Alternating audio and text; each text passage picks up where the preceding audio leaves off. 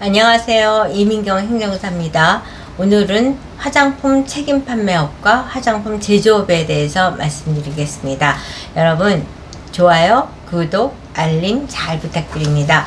화장품 책임 판매업과 제조업은 제가 2017년에 행정사를 하면서부터 시작을 한 아이템으로서 지금 이제 8년이 훌쩍 넘은 그런 아이템이다 보니까 대한민국에서 제일 많이 실적을 보유하고 있는 어마어마한 양의 화장품 책임 판매업과 화장품 제조업 등록을 했습니다.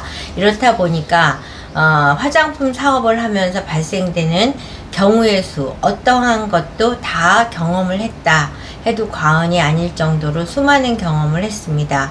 그것은 마치 화장품 책임 판매업 등록을 한 업체들이 이제 부모가, 엄마가 낳은 자식 같은 거죠. 그러면 자식이 좋은 일이 생겨도 엄마한테 얘기를 하고, 나쁜 일이 생겨도 엄마한테 얘기하고, 궁금한 게 생겨도 엄마한테 얘기해서 질문을 하듯이 제가 등록을 해드린 업체 1000여 군데 이상이 애로사항이 있을 때나 기쁠 때나 문제가 생겼을 때나 저도 예기치 못한 수많은 경우의 수로 연락을 주십니다. 광고를 하기 위해서도 연락을 주시고, 관리자를 변경하기 위해서도 연락을 주시고, 주소를 변경하려고, 또는 양도, 양수, 헤아릴 수 없이 많은 경우에 또 매각을 하기 위해서도 연락하고, 매수를 하기 위해서도 연락을 주시고, 그러는데 이번 경우는 2019년에 화장품 제조업 등록을 하셨을 거예요. 그래서 제조업 등록할 때 이제 저는 현장의 사진을 PPT로 잘 해서 이제 그 현장 실사 나오는 식약청 공무원이 보는데 현장 가기 전에 이미 현장을 본 듯이 볼 수 있도록 그렇게 준비해서 제출을 하는데, 그 많은 업체 중에서 아주 우수한 업체에 속할 정도로 현장을 잘 구성을 해서 그 현장 실사 나온 식약청 공무원으로부터 칭찬까지 받은 회사였습니다. 그런데 이 회사가 이제 규모가 커지면서 이전을 했죠. 그래서 소재지 변경을 하는데, 이 소재지 변경 가운데에서 많은 업체들이 혼돈을 하는 게 뭐냐면, 사업자 등록증을 국세청 가서 소재지 변경을 하게 됩니다. 그러면 국세청에 본인이 소재지 변경하면 연동적으로 자연스럽게 변경된 주소지가 식약청으로도 전달이 돼서 본인은 식약청과 관련해서 아무 노력을 안 해도 내가 국세청에다가 소재지 변경을 했으니까 당연히 변경됐을 거라고 오해를 하십니다.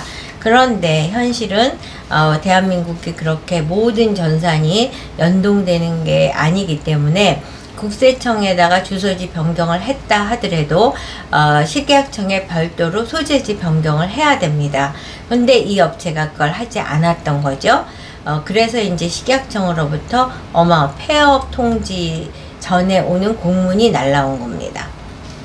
근데 소재지 변경을 안 했다 손치더라도 화장품 책임 판매업의 경우는 그때라도 이제 소재지 변경을 해서 하면 되는데, 제조업이 심각한 거죠. 제조업은 제조업 시설을 갖춘 현장을 보고 식약청 담당 공무원이 오케이 했을 때 허가증이 등록증이 나오는 건데, 소재지를 변경했다 하면 변경한 곳에도 동일하게 제조시설을 7개 실로 구획을 하고 각 실별로 의무적으로 비치해야 될 비품을 다 갖춘 다음에 현장 실사를 정식으로 받고 그런 다음에 소재지 변경이 될 수 있는데, 그렇게 하지 않은 상태에서 본인의 마음만 생각하고 옮긴 곳에 그냥 주먹구구식으로 제조시설을 대충 갖추고 그냥 한 거예요. 변경 없이.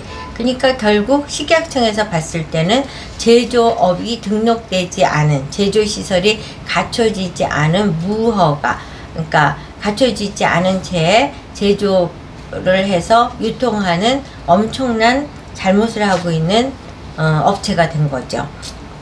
그 내용은 화장품법 제3조 영업등록조항 2항을 위반한 것이고, 그로 인하여서 화장품법 24조의 등록 취소 조항인 1항과 2항을 해서 행정처분을 받게 되는 거예요. 그래서 1차 이제 행정처분 공문이 온 게, 너네 이제 5월 27일 날 우리가 청문을 할 예정이니까 그걸 알고 있어라. 이런 식의 이제 공문이 날라왔어요. 처분 사전 통지서 괄호하고 청문 실시 통지가 날라오게 된 거죠.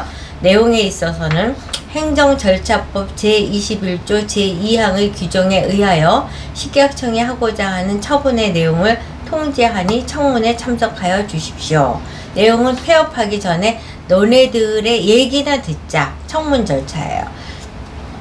그거를 이제 담당하는 것은 식품안전관리과지만 그 통지를 하는 당사자는 운영지원과입니다. 이랬을 때 이제 과연 앉아서 당할 것이냐, 미리 그들이 청문회 올 당사자들이 만나기 전에 우리의 주장과 호소하고 싶은 말을 쓸 것이냐 하는 게 이제 의견서를 제출할 수 있는 제도가 있는 겁니다.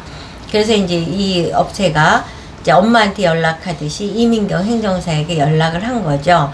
그래서 청문을 위한 의견서를 이제 부랴부랴 작성을 했고, 작성의 포인트는 이 업체는 2019년에 제조시설을 엄청 잘 갖춰서 식약청에 칭찬을 받을 정도로 잘해서 등록을 하는 업체입니다. 그런데 소재지 변경을 함에 있어서 소재지 변경을 국세청에서 사업자 등록증상 주소지 변경을 하면 다 끝나는 걸로 오해를 하고 본인들이 판단했을 때 그 먼저 시설 갖춘 거에 준하게 변경된 소재지에 시설을 갖춰서 운영을 했다. 그러니까 이제부터라도 정식으로 시설을 갖추고 현장 실사를 받을 예정이니 선처해 주기 바란다. 뭐 이런 식의 이제 해갖고 어렵게 공문을 운영지원과로 간 거를 이제 최종 판단을 하는 식품안전관리과장한테까지 연락을 해서 운영지원과에 이렇게 청문을 받기 전에 공문을 보냈으니 좀 보시고 해주십시오 라고 했더니 미리 연락이 온 거예요. 폐업은 아니고 영업정지로. 그래도 이제 청문은 27일에 예정대로 한 거죠. 그리고 청문을 하면서 이제 현장 실사를 해서 나오겠다. 그 이유는 소재지 변경하고 대충 제조시설을 갖췄다는 얘기를 듣고, 그러면은 현장 실사를 받고 소재지 변경만 완료되지 않았을 뿐이지 시설은 문제가 없다라는 걸 확인하기 위해서 현장 실사를 나오겠다라는 말을 듣고 이제 청문을 종료했다고 의뢰인이 연락을 주셨습니다. 이처럼 제가 오늘 강조해드리고 싶은 얘기는 화장품 책임 판매업이나 제조업을 등록하는 것도 중요하지만 등록한 이후에 의무를 이행해야 될 일들이 많습니다. 생산 실적 보고도 해야 되고 원료 목록 보고도 해야 되고 또 한 2~3년이 되면 자체평가 보고도 해야 되고 또 주소를 변경했을 때는 1개월 이내에 소재지 변경도 해야 되고 상호 변경했을 때도 그렇게 변경해야 되고, 그렇지만 만약에 개인 사업자로 화장품 책임 판매업을 등록했다 그랬을 경우에는 대표자 변경을 할 때는 변경이 안 되고 양도 양수가 됩니다. 이처럼 화장품 책임 판매업 K-뷰티 바람을 타고 화장품 사업을 번창하기 위해서는 그렇게 본인이 해석해서 적당히 소재지를 변경했지만 변경 신청 안 하고 그냥 대충 시설 갖춰서 하면 된다, 이렇게 쉽게 생각했다가는 큰 코 다튑니다. 그래서 이제 폐업이라는 의미가 브랜드 파워가 약한 경우는 폐업이 그렇게 엄청난 처벌이 아닐 수도 있지만 5년 6년 동안 브랜드 A다 그러면 다 인정해주는 그런 브랜드 파워를 가졌을 경우는 폐업이라는 거는 사망신고나 마찬가지인 거죠. 그렇기 때문에 여러분께서는 어떤 일을 운영함에 있어서 화장품 사업과 관련해서는 이민경 행정사에게 컨설팅을 받고 하시는 것을 강추해 드립니다. 화장품 책임 판매업, 화장품 제조업의 모든 문제 무엇이든지 해결해 드릴 수 있는 이민경 행정사가 오늘 영상을 마치도록 하겠습니다. 여러분 좋아요, 구독, 알림 잘 부탁드립니다.